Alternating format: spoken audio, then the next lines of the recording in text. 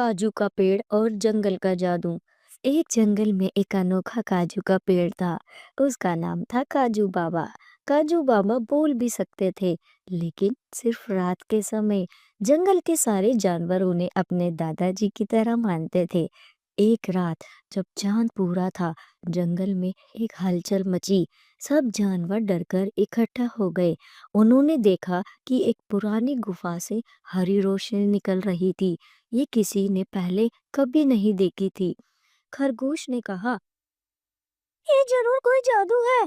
मोर बोला, किसी ने हमारे जंगल में कुछ छुपा रखा है। सभी जानवर काजू बाबा के पास पहुंचे और उनसे पूछा, बाबा ये रोशनी कैसी है? काजू बाबा मुस्कुराए और बोले, ये जंगल की प्राचीन शक्ति है, जिसे प्राकृतिक मंत्र कहते हैं, लेकिन इसे छेड़ना खतरनाक हो सकता है। लेकिन जानवरों में जिज्ञासा तो थी ही। अगली ही रात बंदर और गिलहरी गुफा की तरफ गए। उन्होंने देखा कि वहां एक चमकता हुआ काजू का बीज पड़ा था।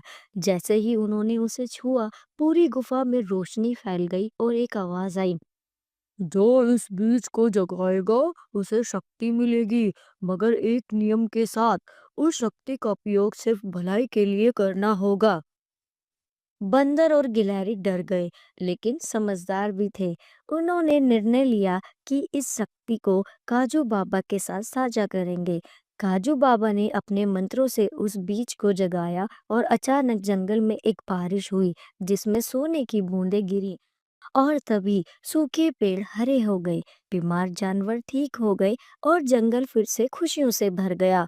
काजू बाबा बोले, देखो बच्चों, शक्ति हमेशा जिम्मेदारी के साथ आती है, और प्रकृति का जादू सिर्फ उन्हीं को मिलता है जो दया, प्रेम और धैर्य से काम ले।